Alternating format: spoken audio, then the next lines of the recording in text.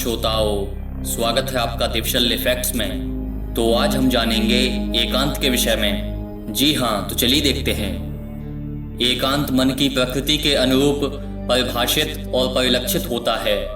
एक साधक एवं योगी के लिए एकांत के क्षण ध्यान एवं समाधि का सोपान है। एक भक्त के लिए भगवान से मिलन का मधुर अनुभव है, तो एक वैज्ञानिक एवं चिंतक के लिए यही शोध एवं विचार के क्षण हैं। परंतु कुछ लोगों के लिए यही क्षण अकेलेपन के बोझ की तरह हो जाते हैं। एकांत हमें आनंदित भी करता है और डराता भी है। अकेले में कोई खुश होकर कीर्तन करता है, तो कोई इससे भागकर अन्य साथी या दोस्त की भीड़ तलाश करता है।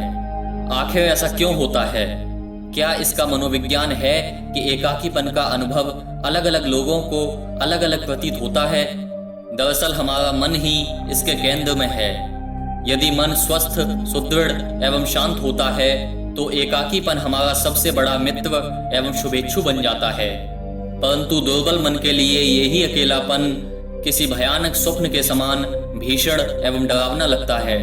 ऐसे में हम एकाकीपन से डरते, घबराते और भीड़ की ओर भागते हैं और भीड़ में सुकून प्राप्त करते हैं। मनोवैज्ञानिकों की माने तो एकाकीपन में हमारे अचेतन में दबी कई यादें एकाकार उजागर हो जाती हैं, जिनको हम कभी याद नहीं करना चाहते और ना ही उनका सामना करना चाहते हैं। जिन कड़ई एवं कटु यादों से हम बचना एवं भागना चाहते हैं, वे हमारे अचेतन में दबी छिपी रहती हैं और एकांत में मिलते ही अपने अस्तित्व का आभास करा देती हैं। दरअसल जिससे हम भयभीत होते हैं और जो हमें भयभीत करता है, वह कोई और नहीं बल्कि हमारे अतीत के नकारात्मक कर्मों का परिणाम अर्थात हमारा प्रारब्ध है।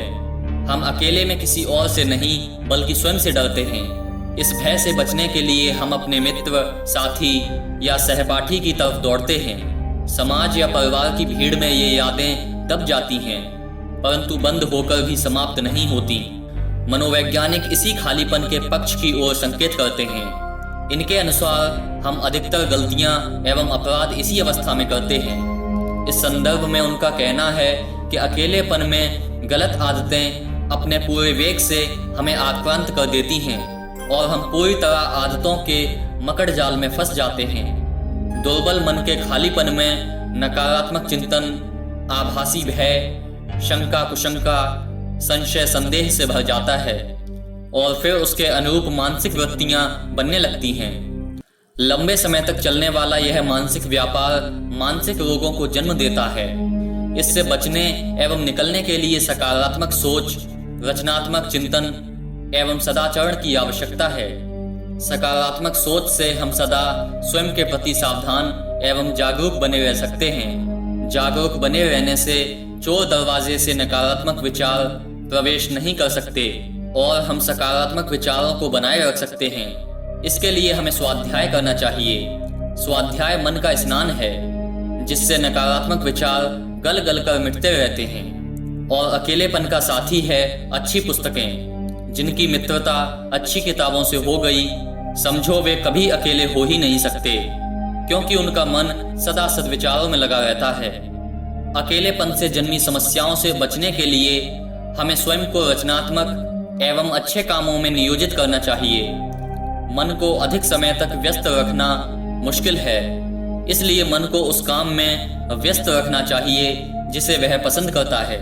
इसके लिए अच्छे एवं रचनात्मक कामों की सूची रहनी चाहिए, ताकि मन को अनियंत्रित होने का अवसर न मिले। मन यदि मजबूत हो तो अकेलेपन में ही सर्वश्रेष्ठ काम का संपादन किया जा सकता है। जिस एकांत से लोग भागते रहते हैं, उसी एकांत में महान विचारकों ने दुनिया को विस्मित कर देने वाले आविष्कार एवं अनुसंधान संपन्न किए हैं। जीवन के प्रति गंभीर दृष्टि रखने वाले संत महात्मा जीवन को सर्वोच्च ग्रंथ मानते हैं, जिसके पन्नों में रहस्य, रोमांच के अद्भुत सूत्र समाहित हैं। इन जीवन सूत्रों की विवेचना, विश्लेषण एवं व्याख्या जनसकुल में संभव नहीं है, केवल एकांत में ही की जा सकती है। इसीलिए तो कवि रविंद्रनाथ टैगोर ने एकला चलो का नारा बुलंद किया। योगी, महात्मा एवं संत अपने जीवन में कभी अकेलेपन का एहसास नहीं करते। वे अकेले हो ही नहीं सकते। एक बार एक महात्मा घोर जंगल के सन्नाटे में एक वट वृक्ष के नीचे शांत, मौन एवं एकांकी होकर बैठे हुए थे। वहां से गुजरने वाला एक यात्री भी एकांकी वहां से गुजर रहा था। वह अपने अकेलेपन से परेशान एवं चिंतित था। वह अपने अकेलेपन को दूर करने के लिए किसी की तलाश में अपनी नजरें घुमा रहा था कि उसे वे महात्मा दिखाई दे गए। वह भागा भागा आया, महात्मा को झकझोर कर बोला, मैं कब से किसी की तलाश कर रहा था कि उससे कुछ बातचीत कर पाऊं। महात्मा ने धीरे से आंखें खोलकर उसकी दीनता एवं व्याकुलता को देखकर कहा, वत्स, मैं कहाँ अकेला था। मैं तो अपने परम प्रिय भगवान के साथ मिलन के मधुर आनंद का अनुभव कर रहा था। भगवान के साथ का अनुभव हो तो मनुष्य अपने आप को कहाँ अकेला महसूस करता है।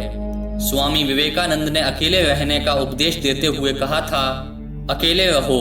जो अकेला रहता है ना तो वह अन्यों को परेशान करता है और ना अन्यों से परेशान होता है।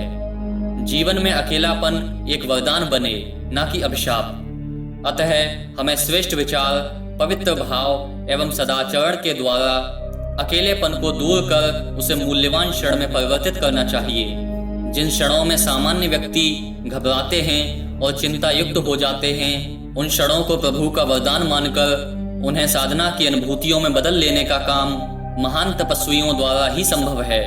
लौकिक जगत में किए गए वैज्ञानिक आविष्कार हों अथवा अलौकिक जगत में संपन्न की गई साधनाएं, ये सभी एकांत के दुर्लभ क्षणों में ही संभव है। यदि एकांत के क्षणों का सम्यक उपयोग किया जा सके तो उन्हें जीवन के सबसे महत्वपूर्ण क्षणों में परिवर्तित किया जा सकता है। अन्यथा वे मात्र हृदय विदारक स्मृतियों को उभारने वाले अभिशाप की तरह हमें संतप्त करते रहते हैं। आवश्यक है कि मनुष्य एकांत के इन बहुमूल्य क्षणों का मूल्य समझे और इन्हें सौभाग्य में बदलने के लिए प्रयत्नशील हो। यदि आपको वीडियो पसंद आए तो कृपया लाइक कीजिए, शेयर कीजिए और चैनल को सब्सक्राइब कीजिए। देवशल्य फैक्ट्स में आप ऐसी वीडियो देखते रहेंगे। धन्यवाद।